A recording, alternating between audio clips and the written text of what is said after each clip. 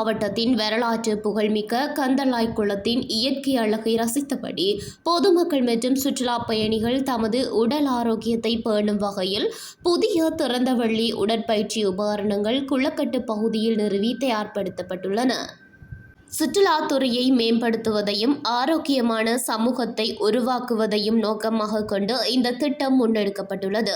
குளக்கட்டின் இயற்கை சூழலுக்கு பாதிப்பு ஏற்படாத வகையில் பல்வேறு வகையான உடற்பயிற்சி சாதனங்கள் பொதுமக்களின் பயன்பாட்டிற்காக அமைக்கப்பட்டுள்ளன.